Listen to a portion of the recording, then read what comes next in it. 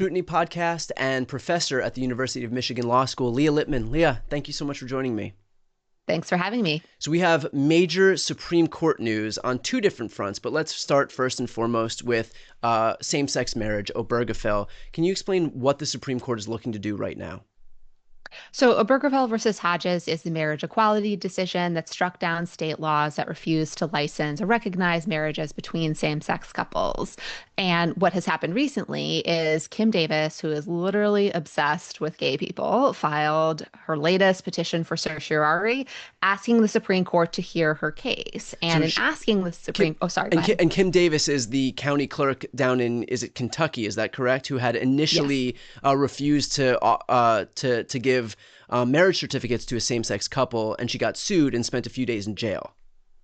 Exactly. So she was sued. She refused to comply with the order. She was put in jail and fined. And so, as part of her continuing to challenge, that course of conduct, she has asked the Supreme Court to consider overruling Obergefell versus Hodges, the marriage equality decision.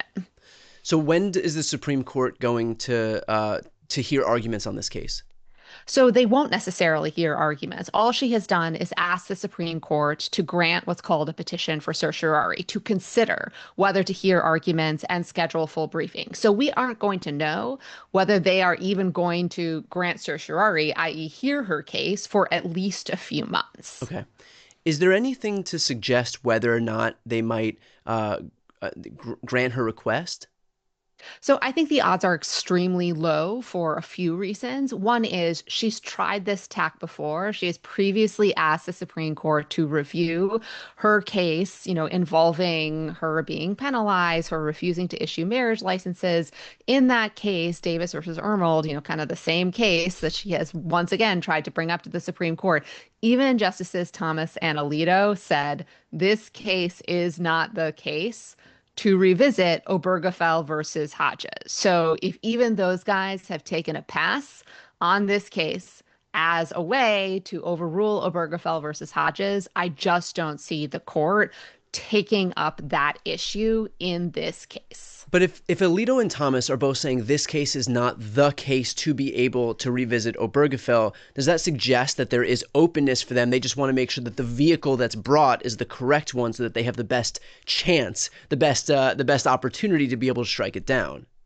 That's exactly right. I mean, Justice Clarence Thomas actually wrote explicitly in his separate writing in Dobbs, the decision overruling Roe, that he affirmatively wanted to overrule Obergefell versus Hodges, as well as other decisions. So we already know that both Thomas and Alito are interested in overruling Obergefell. We just also happen to know that this particular case is not the case in which they want to do so. Isn't this the same legal concept that would also apply to interracial marriage, for example? And then what are the implications there? I mean, Clarence Thomas himself is in an interracial marriage, and so isn't there some inherent conflict that somebody like him would stand to get hurt from by virtue of moving this thing forward?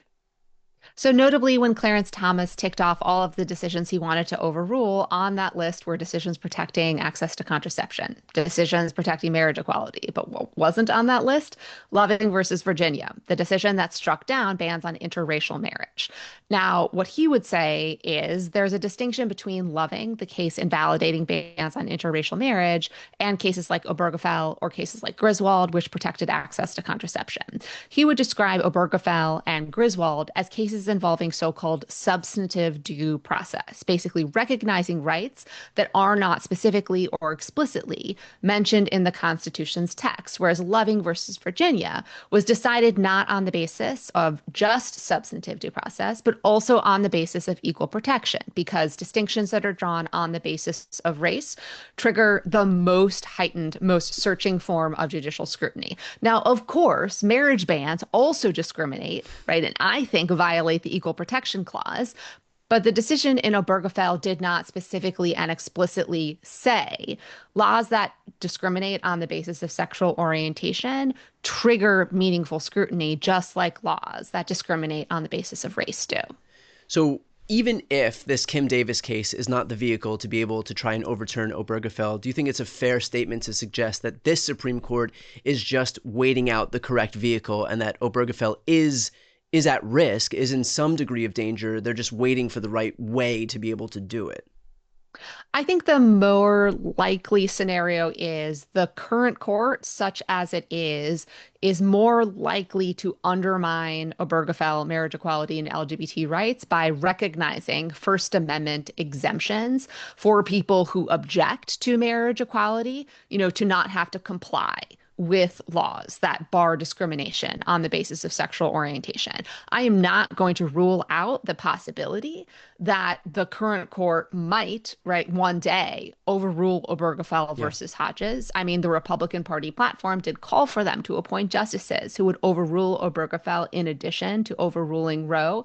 I just don't think that is going to happen right now. But that's not to say like people shouldn't be concerned about the future of marriage equality, LGBT rights, and what is going to happen at the Supreme Court. Okay, so let's talk about something that's happening at the Supreme Court, certainly more quickly than any impact on Obergefell, and that is the potential for this court to strike down Section 2 of the Voting Rights Act. We've already seen this court whittle away at the Voting Rights Act. Section 2 basically allows these opportunity districts to exist in states across the country. We've seen that a number of states in the South have been challenging this stuff: Louisiana, Alabama, Georgia, Florida, and these opportunity districts, these black majority districts, have been upheld.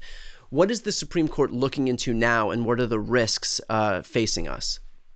So, what the Supreme Court is looking into is whether this law, which again sometimes requires states to create opportunity districts, actually discriminates on the basis of race in violation of the Constitution. So, basically, they are considering whether prohibiting white legislatures from discriminating against Black voters by refusing to create districts in which they have political opportunities is itself a form of anti-white racial discrimination. It's like the argument on affirmative Right. action, but put into voting rights. And so, is there anything to suggest how the Supreme Court might rule? Is there anything that you could read from the tea leaves? Anything that the justices have said themselves that might lend itself to this idea that they are willing to gut the Voting Rights Act? Signs are very concerning here. So, a few years ago, the Supreme Court heard another challenge to race-based redistricting and the Voting Rights Act in a case out of Alabama in Merrill versus Milligan, Allen versus Milligan. And what ended up happening in that case is four Republican appointees said they would have effectively gutted what remained of the Voting Rights Act and its protections for redistricting then and there. But Justice Brett Kavanaugh wrote separately to say he wasn't sure he wanted to do so now based on the argument that Alabama had presented him in that case, but that he would be open to doing so in a future case on a slightly different theory. This is that future case. So the fact that we know there are at least four votes and another justice who's open to it, the fact that the justices opted to put this case on their calendar again and to specifically and explicitly invite the parties to focus on whether the Voting Rights Act is unconstitutional racial discrimination, all of that is very concerning.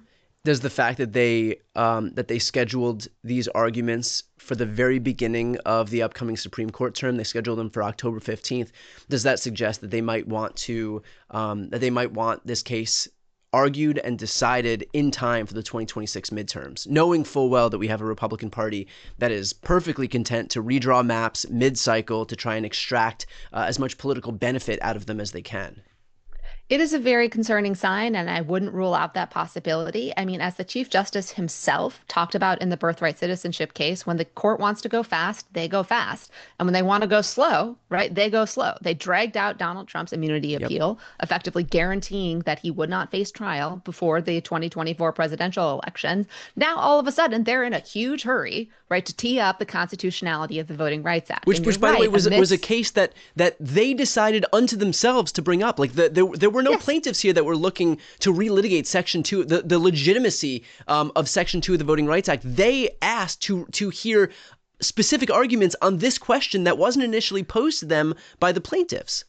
And this is exactly what happened, what you're describing in Citizens United, the case that launched the Supreme Court's war against campaign finance regulation. The parties in that case did not initially ask the Supreme Court to strike down the ban on corporate independent expenditures in elections. Instead, the Supreme Court teed up that question. They issued another order saying, we want you right, to brief and argue that this law is unconstitutional. And of course, they ended up deciding the case on that ground. In terms of the amount of districts that would be impacted, do you have any idea of the number of districts across the country roughly that are protected by Section 2 of the Voting Rights Act right now?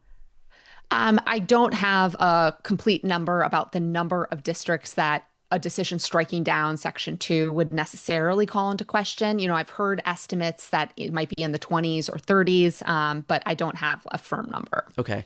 Aside from the two cases that we've spoken about today, the prospect of Obergefell being revisited, and of course the guarantee of Section 2 of the Voting Rights Act being re-argued right now, is there any other cases that are coming up in this Supreme Court term that you're keeping an eye on?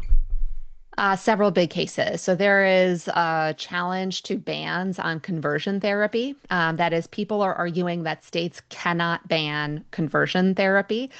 This would effectively, make it legal for states to discriminate against gay, lesbian, bisexual, transgender individuals, at the same time that they refuse to strike down bans on gender affirming care.